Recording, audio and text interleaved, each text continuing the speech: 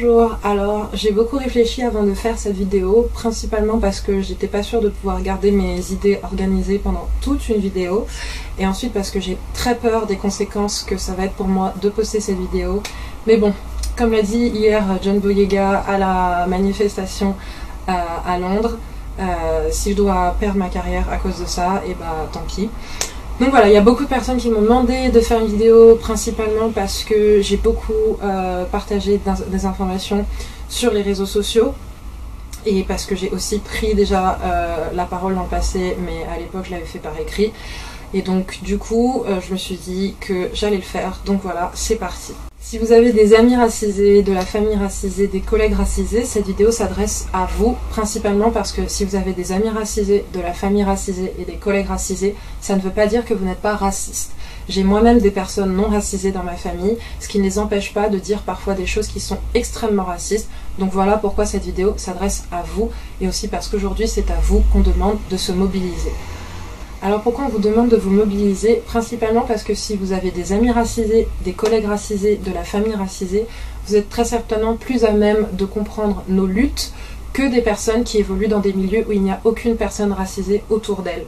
On vous demande de vous mobiliser, mais vous vous demandez comment. Alors déjà, on oublie tout de suite cette histoire de carré noir qui a été partagé bêtement, et je pèse mes mots, qui a été partagé bêtement sur les réseaux sociaux. Ce n'est pas ça qu'on vous demande. En fait, l'initiative du Black Tuesday, c'était pas de partager des carrés noirs bêtement sur les réseaux sociaux, mais c'était en fait d'appuyer sur le bouton pause et d'arrêter de partager les contenus que les gens partagent en temps normal, c'est-à-dire, je sais pas moi, vos selfies, vos chats, vos repas, vos ongles, vos coiffures, vos vêtements, les paysages, je sais pas moi, vos plantes, et en fait de faire de la place pour que les gens puissent partager des informations et des ressources antiracistes. Et c'était vraiment le minimum syndical qu'on demandait, et il y a beaucoup de gens qui ne l'ont pas fait, tout simplement, ou alors qui l'ont fait par obligation plus que par conviction, et ça se sent très vite parce qu'en fait on les a vus directement, voilà, ils ont partagé le carré noir et ensuite très rapidement ils sont retournés à leur contenu que j'ai envie de qualifier de frivole. Et nous en fait aujourd'hui on n'a plus le temps ni le cœur à être frivole. Alors du coup, qu'est-ce que vous pouvez y faire? Eh bien, premièrement, la première chose que vous pouvez faire, c'est de vous remettre en question. Il y a énormément de choses qui ont été partagées sur les réseaux sociaux récemment qui vous permettent de remettre en question, par exemple, vos privilèges, de vous pencher sur la question du privilège blanc, et aussi de vous pencher sur la question du racisme anti-blanc, qui, je le rappelle, n'existe pas. Vous pouvez aussi profiter de ce moment pour vous interroger et vous demander, par exemple, je sais pas moi, combien de personnes racisées il y a autour de vous. C'est pas le moment en fait de faire une checklist et de vous demander si vous avez une personne racisée dans votre cercle d'amis, si vous avez une personne noire dans votre cercle d'amis, si vous avez une personne asiatique dans votre cercle d'amis, mais plus de vous remettre en question en fait. Est-ce que vous traînez avec ces personnes racisées parce qu'elles ne sont pas comme les autres, dans le sens où dans votre tête vous faites une dissociation entre un certain groupe de personnes et la personne racisée avec laquelle vous traînez? Je sais que moi ça a été le cas pendant longtemps. C'est vraiment une vraie question. J'ai été dans beaucoup de cercles sociaux le gage antiraciste du cercle social en question, dans le sens où grosso modo ce groupe-là allait complètement se dédouaner et dire non, on n'est pas raciste parce qu'on traîne avec Armel, tout en étant raciste.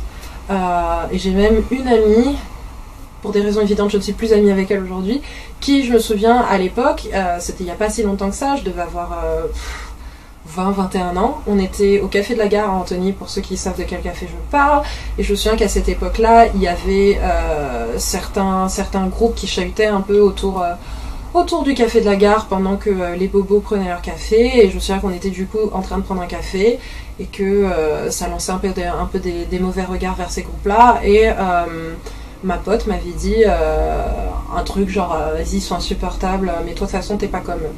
Donc voilà, c'est vraiment des choses qu'on entend. Donc si vous pouvez vous remettre en question et vous dire ça se trouve en fait je traîne avec un tel parce qu'il n'est pas comme les autres. Voilà, faites cette démarche dans votre tête. Demandez-vous aussi pourquoi vous n'êtes pas intéressé romantiquement par certaines personnes. Pareil, dans mon cercle proche, j'ai souvent entendu des gens me dire par exemple, je sais pas, moi je Je leur montrais bêtement la photo d'une personne noire, d'une personne asiatique, d'une personne d'Asie du Sud, voilà, des personnes comme ça, et on va me dire tout de suite, ah non, mais moi ce type de mec là, ça m'intéresse pas. Voilà, si vous êtes déjà posé ces questions-là, demandez-vous si pour quelles raisons ça ne vous intéresse pas. Est-ce que c'est pour des raisons de standards de beauté qui ont été complètement assimilés et dans votre tête, les noirs ne sont pas beaux, les asiatiques ne sont pas beaux, en gros, il n'y a que Brad Pitt qui est beau. Posez-vous ces questions-là, parce que c'est vraiment des choses qu'on entend souvent et je sais que ça peut paraître futile, mais il y a beaucoup de personnes racisées qui, quand elles vont avoir un crush, moi comprise, je vais tout de suite me dire, même pas me demander, je vais me dire, ça se trouve ce mec-là n'est pas intéressé par les femmes noires. Voilà, c'est une éventualité à laquelle nous on est confrontés et que à laquelle vous n'êtes pas confrontés. Donc posez-vous ces questions-là. Il y a aussi une chose que je voulais dire, on voit beaucoup en ce moment sur les réseaux sociaux des appels un peu à prendre des nouvelles de vos amis racisés pendant la période qu'on est en train de traverser. Je trouve que c'est très bien, surtout qu'en ce moment on est en pleine pandémie et que c'est toujours bien de prendre des nouvelles de tout le monde. Je sais que moi je l'ai fait pas mal, j'ai pris vraiment des nouvelles de pas mal de gens. Surtout des gens que je savais qui étaient isolés. Enfin bref, prenez des nouvelles de vos proches, c'est génial. Mais par contre, si c'est juste pour, encore une fois, juste pour cocher la case et vous dire j'ai pris des nouvelles de ma pote racisée, du coup c'est bon, je suis une bonne personne, je peux continuer ma vie, le faites pas en fait, parce qu'en fait on le sent tout de suite. Si vous le faites pas avec tout votre cœur, le faites pas parce que on n'a pas besoin en plus de savoir qu'il y a des gens auprès de nous qui font semblant en ce moment. Ensuite, vraiment, parlez à vos proches. Parlez à vos proches parce que nous, ils veulent pas nous écouter. Quand on leur parle, ils veulent pas nous écouter. Alors que si vous leur ressemblez, ils vous connaissent, il y a une espèce de relation de confiance qui est déjà établie. Si vous leur parlez, il y a déjà plus de chances qu'ils vous écoutent et que le discours rentre dans leur tête. Dites-leur quand ils balancent une blague raciste, dites-leur, c'est pas drôle. Arrête ça frère, c'est pas drôle.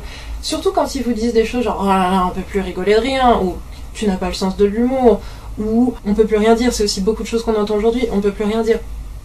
Dites-leur, il y a mille et une choses sur lesquelles on peut rire, mais il y a certains sujets sur lesquels on peut plus rire en fait. Stop, on rigole plus. Parlez à votre oncle raciste, parlez à Jean-Mi à la machine à café qui débite des trucs racistes, qui parle, je sais pas moi, qu'on devrait laisser les migrants mourir dans la Méditerranée, ou qui dit que les noirs sont des sous-races.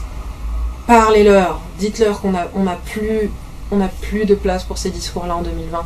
On n'en avait déjà plus la place depuis des années. Et voilà, dites-leur qu'ils sont obsolètes et qu'on ne veut plus les entendre parler. Voilà. Éduquez vos proches. Reprenez-les aussi sur leur vocable. Dire black que bla, renois à la place de noir. Non. On est français, on a vraiment une super belle langue, on a des super mots. Utilisez-les. Les trois quarts du temps, en plus, on vient nous faire des problèmes pour nous dire qu'on fait des anglicismes, des que sais-je, qu'on est en train de bafouer la langue française et tout, mais personne n'a de problème avec le fait d'effacer l'identité même des gens en disant black, en disant renois, en disant ce que vous voulez, à la place de noir. Pourquoi ? Noir, c'est une insulte. Les gens ont le même problème avec le mot arabe. Les gens, ils l'aspirent, tu sais, ils disent ouais, il est arabe. Pourquoi vous avez peur ? Pourquoi ce mot fait peur ? C'est un mot ?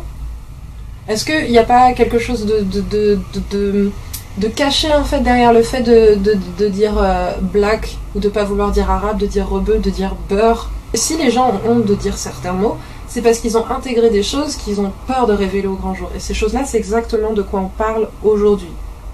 Ne pas utiliser le mot noir et utiliser le mot black, c'est bien qu'il y ait une espèce de culpabilité associée à ces mots-là. Corrigez vos proches sur ces termes-là. L'autre chose que vous pouvez faire, c'est d'aller en manifestation. Alors, aller en manifestation, c'est très bien, mais faites-le correctement. Restez à votre place. Allez-y avec votre pancarte, mais ne prenez pas la parole à la place des personnes concernées. S'il y a des journalistes qui vous approchent pour vous interviewer, orientez-les vers des personnes racisées. On nous laisse très rarement l'occasion de parler de nos propres sujets. Si quelqu'un vient vous voir, laissez-les, orientez-les vers des personnes racisées. Ensuite, ne troublez pas l'ordre public. Vous savez très bien que si une manifestation dégénère, s'il se passe quelque chose, ce n'est pas les non-racisés qu'on va accuser, c'est les personnes racisées qu'on va accuser. Restez à votre place. Et surtout si vous y allez juste pour prendre des photos que vous allez pouvoir mettre sur Instagram après, faire genre vous étiez des alliés, encore une fois, cocher une case, ou je sais pas vous, vous inventez une personnalité de rebelle, de manifestant, de que sais-je sur les réseaux sociaux. Le faites pas non plus. On n'a pas besoin de ça. On n'a pas besoin de ça. On a vraiment besoin de gens qui le font par conviction, par compassion et avec tout leur cœur. J'entends qu'il y ait certaines personnes qui ne soient pas à l'aise pour aller en manifestation, et alors vous inquiétez pas, il y a encore 1000 moyens de se mobiliser plutôt que d'aller en manifestation. Vous pouvez par exemple contacter vos autorités locales, c'est-à-dire je sais pas moi, votre maire, le président de la région, le président du département, et leur demander de faire des conférences, de faire des ateliers, de faire des formations, juste de la sensibilisation, ou même s'ils peuvent des réformes. Voilà, ensuite j'entends encore une fois qu'il y ait des gens, surtout des gens de ma génération, qui soient complètement déçus par les politiques, qui ne veulent pas entendre parler des politiques parce que on a l'impression d'avoir été laissés pour compte et que nos voix n'existent pas, ne sont pas entendues. Je l'entends. Dans ce cas-là, il y a encore d'autres moyens de se mobiliser. Par exemple, vous pouvez faire des dons à des associations, et si vous n'avez pas les moyens, ce que je comprends très bien, vous pouvez, aujourd'hui, il y a quelque chose qu'on entend beaucoup, c'est le temps, c'est de l'argent, alors vous pouvez donner votre temps, c'est-à-dire être bénévole dans des associations antiracistes par exemple, mais aussi des associations locales qui viennent, je sais pas moi, en aide à des migrants, qui viennent en aide aux personnes défavorisées, qui aident à la réinsertion des détenus, qui apportent une aide juridique aux personnes en difficulté. Vous pouvez donner votre temps à tous ces gens-là. Il y a énormément d'options aujourd'hui. Il y a énormément d'associations dans lesquelles vous pouvez aider et qui auront un réel impact sur la lutte antiraciste. La raison pour laquelle aujourd'hui je suis face caméra, c'est parce qu'aujourd'hui j'ai publié dans ma story sur Instagram les divers podcasts que j'écoute pour me décoloniser l'esprit. Et ça m'a fait penser énormément à la chance qu'on a aujourd'hui d'avoir avec nos téléphones, nos ordinateurs ou internet. On a énormément de chance comparé dans les décennies passées d'avoir accès à toutes ces ressources, toutes ces informations. En plus elles sont gratuites, on peut vraiment trouver de tout en quelques clics sur internet, et du coup ça m'a fait aussi penser cette chance qu'on a d'avoir accès à tout ce contenu-là, m'a aussi fait penser à l'hypocrisie qu'ont certaines personnes aujourd'hui de nous dire « je ne savais pas ». C'est vraiment, pour moi, c'est le summum de l'hypocrisie aujourd'hui de nous dire « je ne savais pas ». Et du coup, je m'adresse encore une fois à ceux qui ont des amis racisés, de la famille racisée, des collègues racisés. Vous êtes les plus enclins à comprendre qui nous sommes et de quel point de vue on parle. Et pourtant, encore bien souvent, on entend des choses comme je ne savais pas. Et vraiment, cette ignorance aujourd'hui, alors qu'on a toute cette information qui est à portée de main, elle est inadmissible. C'est vraiment inadmissible de nous dire je savais pas, on me l'a pas appris, je l'ai pas lu, je ne savais pas. Et du coup, c'est un peu à double tranchant parce que j'ai quelques proches, du coup, ces gens-là qui ont des amis racisés, de la famille racisée, des collègues racisés, donc des gens qui sont du coup proches de moi parce que je suis une personne racisée, qui font la démarche de discuter, de poser des questions. Et c'est très bien de faire cette démarche-là. Mais déjà, il y a un problème, c'est le premier problème auquel je me confronte, c'est que bien souvent, on va me dire ah mais t'es hyper agressive, hein. Franchement, la façon dont tu parles, c'est hyper agressive. Du coup, ça donne pas du tout envie de te poser des questions parce que t'es trop agressive. On m'a même dit en plus que la façon dont j'écrivais mes stories sur Instagram était agressive. Alors déjà, juste pour vous expliquer, qualifier d'agressive une femme noire qui s'exprime, c'est raciste. C'est raciste. Arrêtez. Surtout quand elle s'exprime de quelque chose d'aussi intime que son identité, qu'elle dévoile ses émotions, des sujets qui la touchent en plein cœur. Dire qu'elle est agressive, c'est raciste. Il n'y a que aux femmes noires, quand elles parlent de leurs émotions, quand elles parlent avec émotion, qu'on va leur dire qu'elles sont agressives. C'est raciste, arrêtez, arrêtez. Les femmes noires ont même pas que les femmes noires, les femmes racisées ont le droit de s'exprimer sans qu'on leur dise qu'elles sont agressives. On a le droit de s'exprimer sans que vous nous disiez qu'on est agressive. Donc déjà, arrêtez ça. Et ensuite, poser des questions, c'est bien. C'est très bien. Mais ça rajoute sur nos épaules une charge mentale dont vraiment aujourd'hui, surtout aujourd'hui, on n'a pas besoin de s'encombrer en fait. On n'a pas besoin de cette charge mentale supplémentaire. Surtout que bien souvent, les gens en plus qui posent des questions, souvent c'est un peu des trolls en fait. C'est des gens qui sont dans la provocation. C'est des gens qui sont peu réceptifs. c'est des gens qui sont pas du tout là pour organiser un dialogue qui soit constructif, mais c'est souvent des gens qui sont braqués et qui vont être hostiles au dialogue, et voilà, qui vont un peu nous envoyer paître. Quand vous nous posez des questions, on vous éduque. Et en fait, vous éduquer, c'est un travail en soi. Ça prend de notre temps, ça prend de notre énergie. Comme je le disais tout à l'heure, le temps c'est de l'argent. Et on n'est pas rémunéré à vous éduquer. Donc, la solution, c'est éduquez-vous vous-même. Si, à mon grand âge, j'ai 28 ans, si, à mon grand âge, moi, j'arrive à prendre mon téléphone, à aller sur Internet et à trouver des articles, des documentaires, des films, des chansons, des podcasts, des émissions, des œuvres d'art, des expositions, que sais-je, qui me permettent de déconstruire dans mon esprit le racisme que j'ai intégré depuis, encore une fois, 28 ans, qui me permettent de faire le jour sur les mécanismes institutionnels qui font qu'aujourd'hui on est dans la situation dans laquelle on est, qui me permettent d'apprendre l'histoire de ma couleur de peau. Si ça compte un minimum pour vous, vous aussi vous êtes capable de le faire. Et même si aujourd'hui j'ai fait l'effort de partager sur Instagram quelques podcasts que j'écoute, j'ai pris le temps, je vous ai dit, ça a pris de mon temps, ça a pris de mon énergie de partager tous ces podcasts-là, ne pensez pas que je vais le faire tout le temps en fait. Ma vie est courte, moi aussi j'ai besoin de faire des choses, j'ai besoin de m'accomplir, je vais pas perdre mon temps et mon énergie à vous mettre sous le nez comme ça les ressources que vous pouvez utiliser. Vous aussi vous pouvez vous éduquer tout seul. L'autre sujet que je voulais aborder, c'est que souvent, voilà, je parlais tout à l'heure des dialogues qu'on a parfois avec certaines personnes hostiles, et souvent on va nous dire « Ah, mais vous aimez trop vous victimiser, c'est bon, la colonisation et l'esclavage c'était il y a longtemps, c'est fini, remettez-vous, il faut passer à autre chose. » Alors déjà, buvez de l'eau, buvez de l'eau, buvez de l'eau. C'est quel toupet en fait que vous avez quand vous venez nous dire ça? C'est quel toupet? Pourquoi vous venez nous dire l'esclavage c'était il y a longtemps, la colonisation c'était longtemps? Quel est le projet? Surtout que moi-même, avec la personne que je suis, j'ai commencé vraiment à comprendre l'ampleur de la colonisation et de l'esclavage dans l'histoire française bien après mes 20 ans. J'ai commencé à comprendre ces choses-là quand moi-même j'ai fait la démarche de m'approcher de certaines personnes, de m'éduquer auprès d'eux et de m'éduquer toute seule. Pourquoi moi j'ai dû faire cette démarche? J'ai dû faire cette démarche parce que l'État, l'éducation nationale, ne m'a pas appris cette histoire, quand bien même c'était leur devoir de m'apprendre cette histoire. Je pense que c'est une expérience que les racisés auront remarqué dans leur scolarité. Quand j'étais en terminale, je garde un souvenir très... Je sais pas pourquoi en plus j'ai bloqué là-dessus, mais je garde ce souvenir des 2 heures de cours qu'on a passé en terminale sur l'enseignement de la colonisation, qui est un chapitre obligatoire pour le bac, il me semble. Peut-être que ça a changé depuis. Mais voilà, je m'en souviens parce que pour les gens qui étaient au lycée Descartes à Antony, peut-être que vous vous souvenez, je sais pas, ils ont refait le lycée depuis, donc peut-être que ces salles-là ont disparu. Mais à l'époque, on avait des salles qui étaient un peu en amphithéâtre et du coup, il y avait un étage.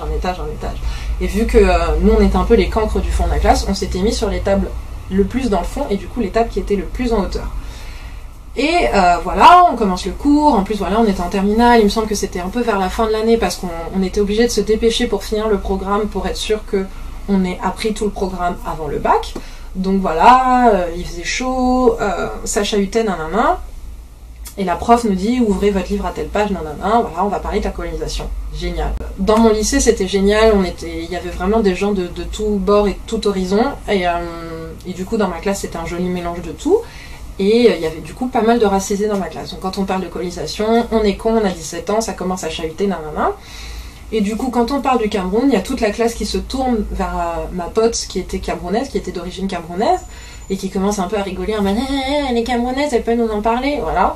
Et du coup, je me souviens que dans le livre, c'est pareil, il y avait une photo du colonel Brazza, je crois, dans les pages du bouquin, et donc voilà, qui peut nous expliquer l'histoire du colonel Brazza? Ah, Brazza comme Brazzaville, et bah Armelle elle est congolaise, et toute la classe, encore une fois, qui s'est tournée vers moi en rigolant, en mode bah vas-y Armelle, parle-nous du colonel Brazza, voilà. Et je me souviens, j'ai ce souvenir de de ce moment-là parce que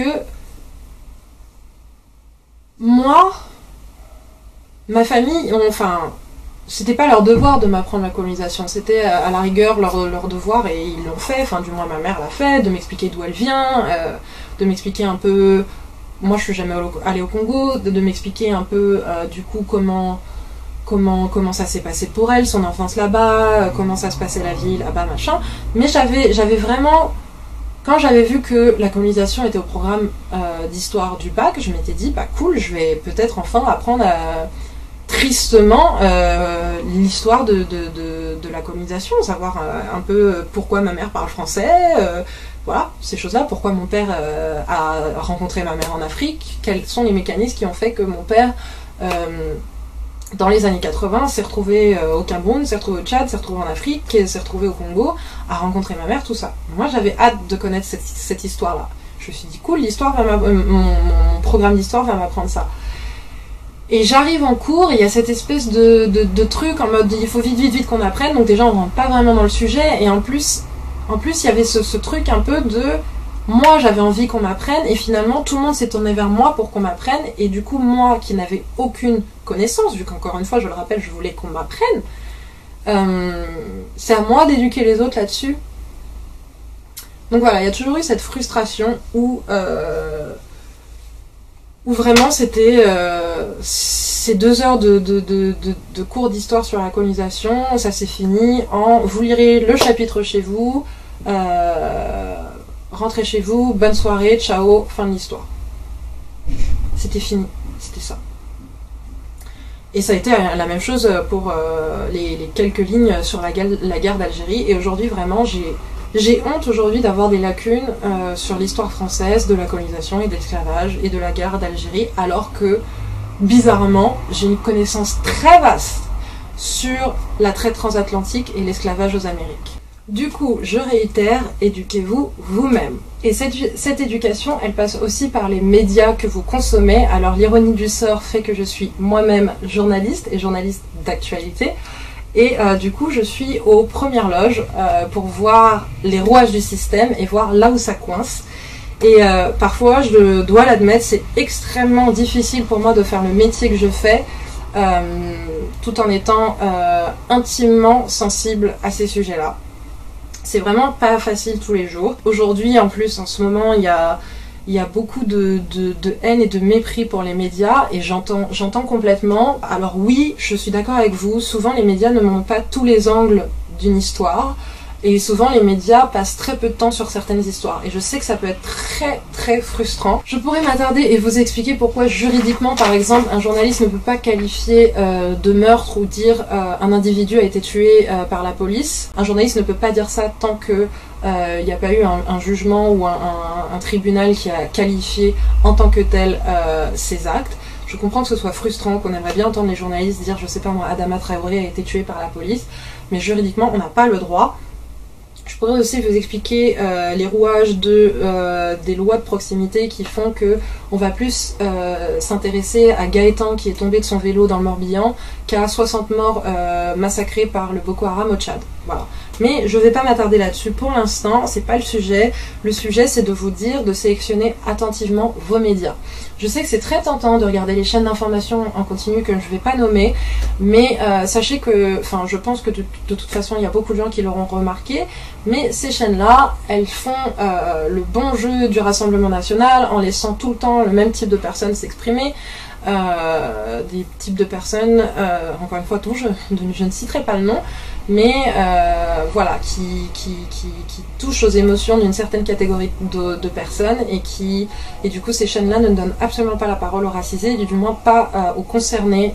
Souvent ils traitent des sujets en ne donnant pas la parole aux concernés. C'est pour ça que je vous disais tout à l'heure, si vous allez en manifestation, laissez les concernés s'exprimer. Tournez-vous principalement vers des médias indépendants si vous pouvez, par exemple si vous avez les moyens de souscrire à un abonnement, je sais pas moi, de Mediapart.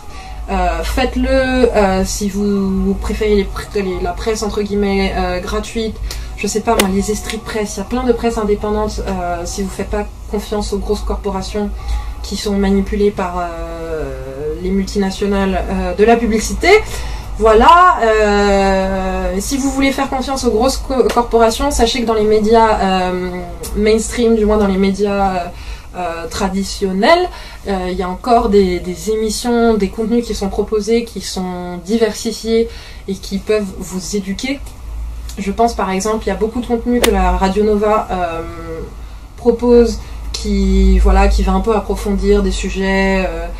en plus via la culture, donc des sujets du coup qui sont peut-être un peu plus pop, un peu plus intéressants pour les gens, ils vont proposer des sujets sur, je sais pas moi, le jazz en Louisiane dans les années 60 ou le rap manouche dans les banlieues dans les années 70, je dis n'importe quoi, mais vraiment les sujets de la Radio Nova, quand t'entends le pitch, t'es toujours un peu... de quoi ils vont nous parler, en fait c'est toujours hyper intéressant. Arte aussi, il propose beaucoup de contenu de ce type là, du contenu de qualité en plus, et j'ai mis mes réserves, mais l'émission Click, bien que je trouve que Mouloud Achour et sa clique du coup sont un peu trop sectaires à mon goût, mais l'émission Click propose encore énormément de contenu sur les racisés en France, les violences policières, les jeunes de banlieue, tous ces sujets-là, donc il y a encore du bon à récupérer chez Click. Pour les gens aussi qui passent comme moi beaucoup de temps sur les réseaux sociaux, notamment Twitter, Instagram, Facebook, il y a encore des gens qui vont sur Facebook. Je vous invite à diversifier votre fil d'actualité, sortez un peu de votre bulle. Voilà, ouvrez-vous un peu l'esprit. Si vous avez envie de suivre des influenceurs racisés, suivez-les. Si vous avez envie de suivre des journalistes racisés, je sais pas moi, Rokhaya Diallo, Taha Bouaf, Siam Asbag, tous ces gens-là, suivez-les sur Twitter. Si vous avez envie de suivre des activistes qui soient blancs, qui soient racisés, si vous êtes plus à l'aise de suivre des activistes non racisés, suivez-les. Si vous voulez suivre des activistes racisés, suivez-les, surtout dans n'importe quelle branche de l'activisme. Je fais un petit shout-out à l'activisme écologique qui est très souvent whitewashé, où on voit souvent les porte-paroles qui sont des personnes non racisées, et on l'a vu avec Vanessa Nakate qui a été coupée d'une photo officielle d'un regroupement d'activistes écologistes. Donc voilà, suivez dans tout, en fait il faut que dans tous les aspects de votre vie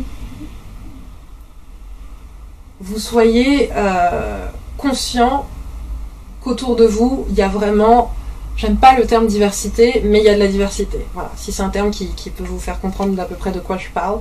Voilà. La dernière chose vraiment que vous pouvez faire, et aujourd'hui je sais que surtout les gens de ma génération et de celle d'après, les Gen Z, là je sais même pas comment on les appelle, ok boomer, aujourd'hui on est vachement plus sensible au contenu immatériel qu'au contenu matériel, et du coup je sais que ma génération et celle d'après on adore voyager, et je trouve que vraiment voyager, c'est, si on en a les moyens, c'est vraiment le meilleur moyen de s'ouvrir l'esprit, en fait, de comprendre les cultures des autres, de comprendre de quel point de vue les autres évoluent, quelles sont leurs cultures, quels sont leurs rites, quels sont leurs modes de vie. C'est vraiment un des meilleurs moyens d'ouvrir les yeux, en fait, sur la diversité qu'il y a dans le monde.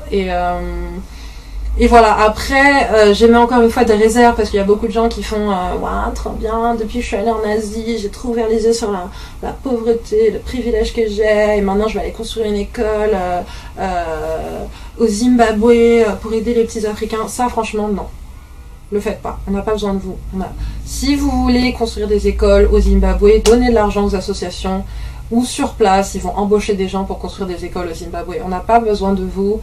Prendre vos photos sur les réseaux sociaux et poser en saint sauveur du monde, on n'a pas besoin de ça. C'est sur ça, je pense, que je vais m'arrêter, parce que, comme je disais en début de vidéo, j'avais peur de perdre le fil de mes pensées et de ne pas être organisée, et c'est visiblement vers là qu'on se dirige. Je vais donc récapituler, restez vigilants aux fausses informations, informez-vous, éduquez vos proches, posez-vous les bonnes questions, décolonisez votre esprit, et surtout, éduquez-vous vous-même.